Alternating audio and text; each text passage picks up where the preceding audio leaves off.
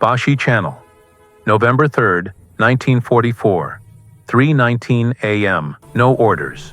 No confirmation, just the hum of the radar and the sound of his own pulse.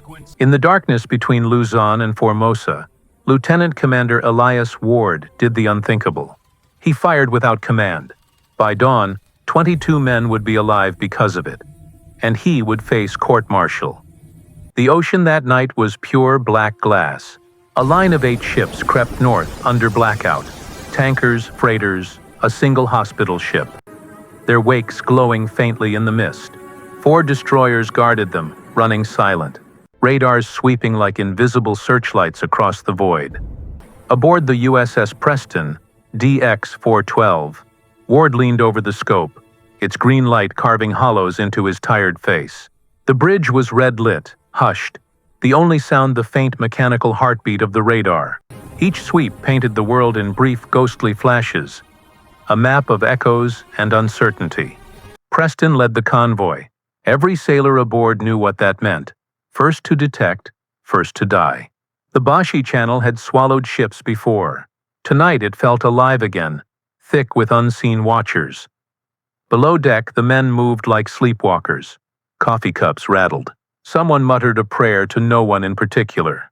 The air was heavy with fuel fumes and superstition. Ward barely noticed. His world existed inside the circular screen in front of him. A green horizon that never lied. Then came the flicker. A faint echo appeared on the outer ring. Small, uncertain, drifting. The operator adjusted gain. The return steadied. Vanished, then came again. Closer. Not a wave reflection. Not weather. Something moving, deliberate. Ward's voice was quiet. Mark bearing 160, range 12,000 yards. The operator called it out. A second echo appeared behind the first, then a third. The blips crept forward in perfect alignment. The pattern of a submarine pack. Protocol forbade everything he wanted to do next. No radio transmissions. No premature fire. No initiative without confirmation. Silence was safety.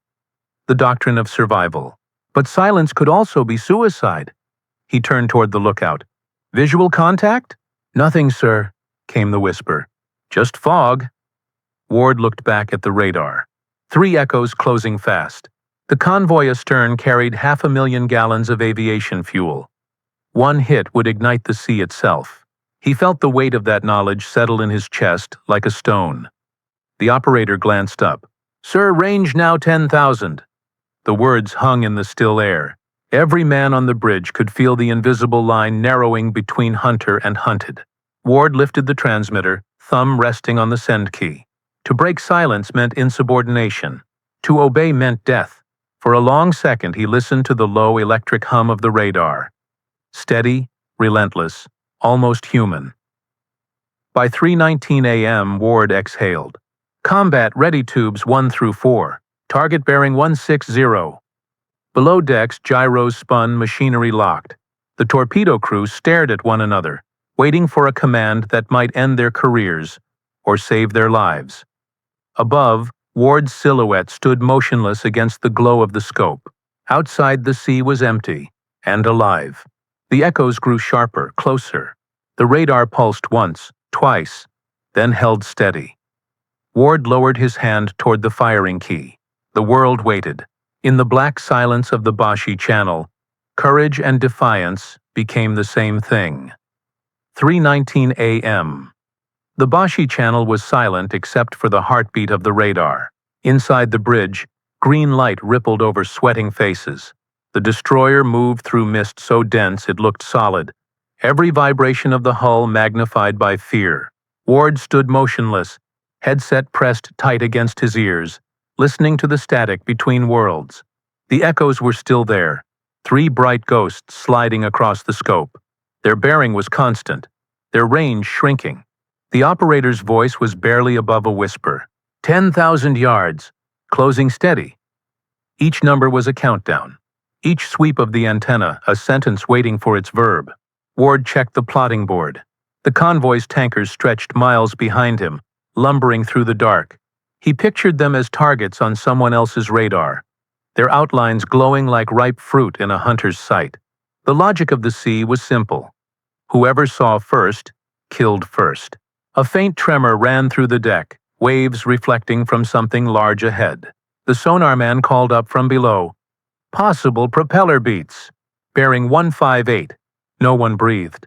Ward leaned closer to the scope. The blips thickened, now merging into one elongated smear. That was no wave echo. That was a hull. He could hear his own heartbeat louder than the engines. Every instinct told him to act. Every regulation told him not to. Somewhere far away, in an office that would never feel salt air, a typed order forbade initiative without confirmation. Ward looked at the radar again. The contact had changed direction, angling toward the convoy's flank. Predators adjusting their run. "Sir, range 8,000, the operator said, voice cracking.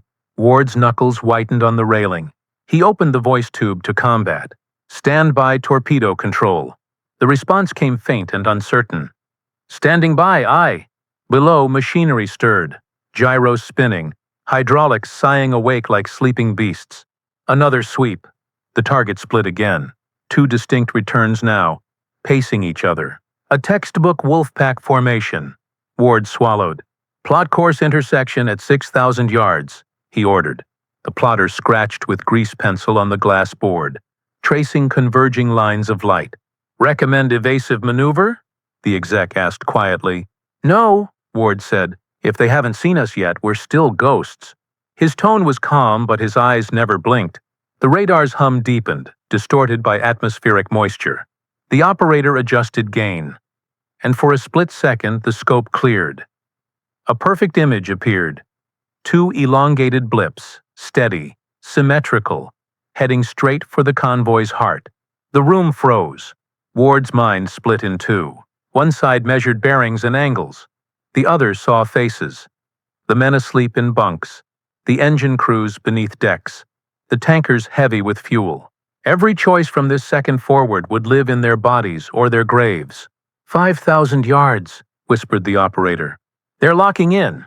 Ward exhaled through his nose, slow and silent. The smell of ozone filled the bridge. He reached toward the firing key and stopped halfway. Discipline demanded restraint. Conscience demanded fire. Outside, the night began to glow faintly. Lightning in the far clouds, illuminating the sea like a camera flash. For an instant the water shone silver, and in that light Ward thought he saw movement. A faint shape, a wake cutting across the black surface. Then darkness returned. "Contact accelerating," the operator said. "Bearing steady." Ward looked at the clock, 3:27 a.m. 8 minutes had passed. The ocean was still holding its breath. He lowered his hand to the firing key again, fingers trembling. The bridge crew stared without blinking. The only sound was radar static, soft, relentless, and sure. Somewhere beyond the mist, unseen enemies were closing the distance. Ward could almost feel their engines through the hull. He whispered, not to anyone in particular, "If I'm wrong, God forgive me." Then he gave the quietest order of his life. "Fire control, ready spread one." The operator acknowledged in a whisper. Circuits armed. The destroyer's heart began to beat faster. The next chapter of the war would be written in 5 seconds of silence. 3:28 a.m. The bridge lights dimmed as the firing circuits armed. A thin metallic click echoed through the destroyer, the sound of rebellion taking shape. Below deck, the torpedo crews stood frozen beside their tubes, waiting for a word that might condemn them or make them legends. Ward stared at the radar screen. The echoes pulsed like heartbeats. 2, maybe 3 contacts, closing fast on the convoy's flank. The range ticked down. 4,000 yards. 3,800. He could almost feel the enemy's breath through the water. The first officer whispered, "Sir, we're outside authorization range." Ward didn't look at him. "We're inside survival range." The sentence fell flat, mechanical, but it was enough. Every man on the bridge understood what it meant. He flipped the red safety cover from the firing key. For a moment he hesitated. Not from fear, from awareness. Once he pressed that button, history would move without him. The silence before action felt infinite. Tube 1, ready. The voice came from combat below, trembling but steady. Tube 2, ready. 3 and 4, ready.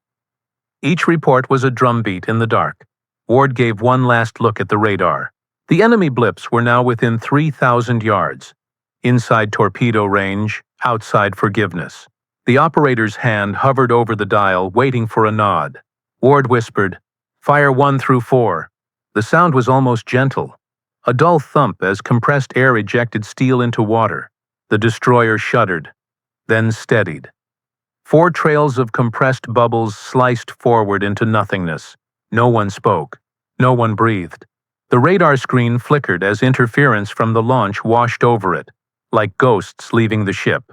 The seconds that followed were longer than any in their lives. 30 seconds to impact. Maybe 40. Maybe never. Ward's exec glanced at him. "We'll have to report this."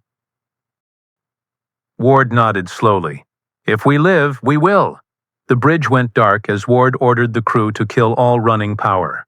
The ship drifted, engines idling, a shadow among shadows. Somewhere ahead, the torpedoes ran silent beneath the surface, obeying nothing but geometry. 30 seconds.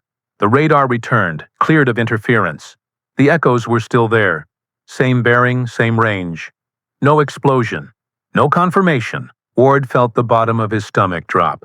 He wondered if he had just fired on empty ocean. Then the operator shouted, "Contact altering course." The blips turned sharply, one cutting across the other. Confusion. Collision. Ward leaned closer. And then it happened. A flash, distant, faint, but unmistakable. The radar trace of the lead contact vanished in an instant. The second blip flickered, fragmented, then disappeared.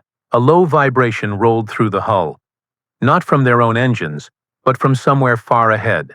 The lookout cried out from the bridge wing, "Explosion on the horizon! Bearing 159. The words broke the spell. Every man on the bridge turned toward the black glass outside. At first, there was nothing. Then, slowly, an orange bloom unfolded across the water. Silent at first, then thundering seconds later, a delayed roar that rattled the steel bulkheads. A column of fire rose where the radar ghosts had been. Ward didn't cheer. He didn't move. He just stared into the darkness, face expressionless. "Cease fire," he said quietly. "Reload tubes. Maintain silence." The operator looked up from the scope. "Sir, the third contact's gone too." Ward nodded once. Then they were real. No one on the bridge spoke after that. The destroyer slid back into the mist, engines barely turning. Behind them, the convoy still moved, unaware of how close it had come to death. Somewhere beneath the surface, fragments of 2 submarines sank into the black. Ward stared at the faint green circle of the radar and felt nothing. Not triumph, not relief, only the slow realization that saving lives might still cost him his own. 3:42 a.m. The Bashi channel was quiet again, as if the ocean had swallowed the secret whole. Dawn, November 3rd, 1944. The Bashi channel was a pale sheet of smoke and oil. The convoy steamed north in broken formation, tankers trailing wakes through patches of drifting debris. Sunlight struggled through haze, painting everything the color of brass. For the first time in 6 hours, the men aboard the USS Preston could see the sea they'd been fighting in. It looked calm. Too calm. Ward stood on the bridge, uniform collar unbuttoned, eyes fixed on the horizon. The night's adrenaline had drained into silence.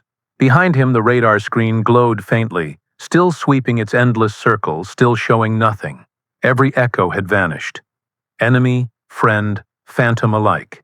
The ship's log recorded only 4 torpedoes fired, and 1 large explosion detected at 0342. No visual confirmation. No wreckage. No bodies.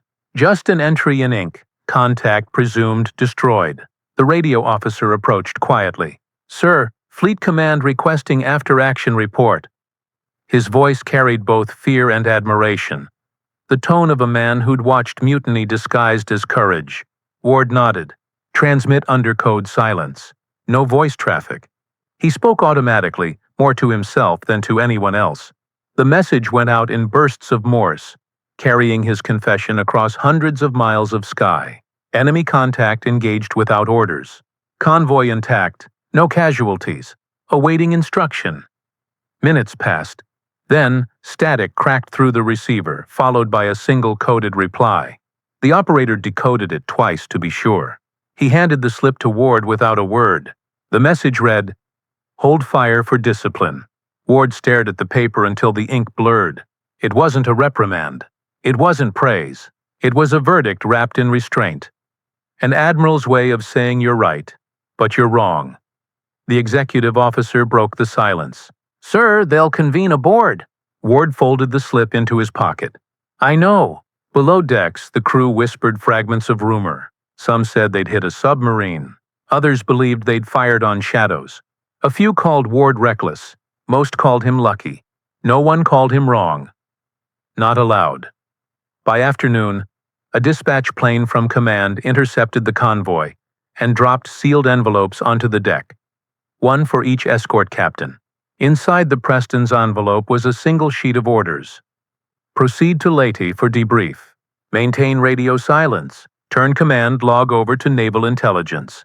The destroyer turned east, away from the convoy she had saved. The men watched the tankers fade into the horizon, their plumes of exhaust drifting like prayers. Ward stayed on the bridge, expression unreadable. The victory that wasn't a victory felt heavier than defeat. That night, anchored off Leyte, investigators came aboard. 2 officers in khaki, carrying clipboards and the smell of coffee and authority. They asked their questions with mechanical precision. Times, bearings, radar readings, exact phrasing of orders given. Ward answered each without hesitation, his tone steady, his eyes fixed on a point beyond the cabin wall.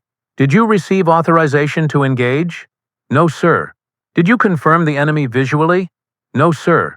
"Then on what basis did you fire?" Ward paused, then said softly, "On probability, sir, and on the fact that hesitation kills." The officers exchanged glances but wrote nothing. One of them finally said, "You understand, Lieutenant Commander, that if you had been wrong—" "I wasn't," Ward interrupted. "Not defiant, not arrogant, just tired." Outside the porthole, rain began to fall, slow, deliberate drops striking the sea like a metronome. The investigators left. Ward remained seated, listening to the sound until it became part of his heartbeat. Midnight. The Preston lay still at anchor. The crew slept uneasy. In the captain's cabin, Ward wrote his report in longhand. Engaged on radar contact. Fired 4. Convoy survived. He stopped, pen hovering, and added one last line beneath it. If obedience had been my compass, they'd all be dead. He signed it, closed the log, and blew out the lamp. Outside, the fog thickened again, swallowing the ship whole. The board never published its verdict. The USS Preston returned to escort duty within a month, her captain's name missing from every official communique. But in the next revision of fleet procedure, one quiet line appeared in the Combat Information Center manual. Command discretion may be exercised at radar contact when immediate threat to convoy exists. No citation, no signature, just doctrine written in the language of survival. Years later, when younger officers asked about that night, Ward only said one thing. Sometimes orders come too slow for the sea. He retired before the war ended, his record clean, his conscience weather-stained. The men who served under him never forgot the sound of that radar hum, the heartbeat that saved them all. The Bashi channel stayed silent. No monument marks the spot, only coordinates and a date no one celebrates. But every destroyer that sails with freedom to act in the dark carries a trace of that forbidden decision. History doesn't always remember who fired first. Sometimes it remembers who refused to wait.